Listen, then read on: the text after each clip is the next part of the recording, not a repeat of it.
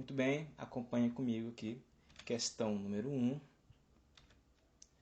Os povos que viveram durante a pré-história e dedicavam-se à caça, à pesca e à coleta de frutas e vegetais, garantindo sua subsistência por não conhecerem as práticas de agricultura e pecuária. Quando esgotavam os alimentos, eram obrigados a deslocarem-se para outros lugares. Esse movimento migratório é denominado... Como que a gente chama isso? De não ter moradia fixa, de não saber plantar, não saber criar animais, ter que coletar frutos e caçar. Chamamos isso de quê? Muito bem, nomandismo, letra B. Questão número 2. O período neolítico ocorreu do ano 7000 a.C. até 2500 a.C., sendo conhecido também como período da Pedra Polida. Foi considerado um momento marcante da pré-história, pois a vida do humano primitivo passou por diversas transformações.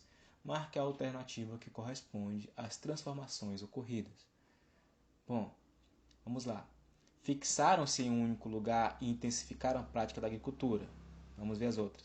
Fixaram-se em um único lugar e intensificaram a prática da mineração. Descarta a letra B. Mineração não. Letra C. Essas transformações não interferiram sim, então descarta a letra C. D. Os povos primitivos não se adaptaram às transformações ocorridas. Se adaptaram sim, senão a gente não estaria aqui hoje falando sobre isso, né? Então sobrou quem? A letra A para a gente, né? Fixaram-se em um único lugar e intensificaram a prática da agricultura. Isso ocorreu quando? No período neolítico. Isso funda o período neolítico. Questão número 3. A história da escrita. Começou no período da pré-história, quando os homens faziam desenhos na parede das cavernas como uma forma de se comunicar. Correto? Correto. A gente já viu essa questão na atividade anterior, né? Esses desenhos são chamados de... Muito bem, pinturas rupestres.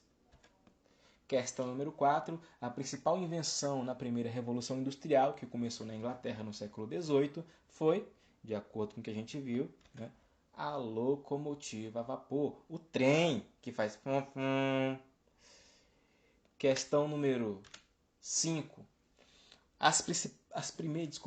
Questão número 5. As primeiras grandes navegações contam a história sobre o período em que o Novo Mundo foi descoberto por países europeus, durante o século XV e XVI. Portugal era a maior potência do mundo e começou as expedições ao longo do globo terrestre, pois precisava aumentar suas rotas comerciais a fim de alavancar a economia do país e conquistar mais terras. Quais países europeus seguiram o exemplo de Portugal e investiram nas grandes navegações? República Dominicana e Itália? República Dominicana não fica na Europa, não, descarta a letra A. Rússia e Noruega? Não, descarta. Romênia e Holanda? Holanda sim, depois de Portugal a Holanda começou também, só que a Romênia não, então descarta. Letra D, Espanha e Inglaterra. Sim, Espanha e Inglaterra também entraram na onda de ocupar os territórios distantes da Europa. Questão número 6, letra D, né? Alternativa correta. Questão número 6, última questão. A expansão do comércio internacional dos séculos XVI e XVII trouxe um extraordinário aumento da riqueza para a burguesia. Lembrando, a burguesia era quem? Aquelas pessoas que tinham muita grana, muito dinheiro, e que tinham condições de criar as indústrias, de fazer indústrias e colocar pessoas para trabalhar nelas. Isso permitiu a acumulação de capital capaz de financiar o progresso técnico e o alto custo da instalação nas indústrias.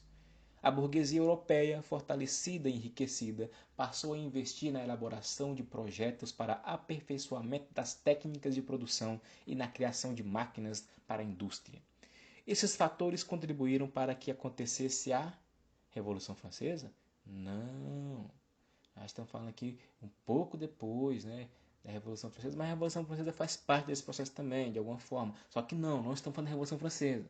Da Revolução Russa? Não, a Revolução Russa só acontece no século XX, no início do século XX. Descarta a Revolução Russa. Revolução Americana? Não, a Revolução Americana também não.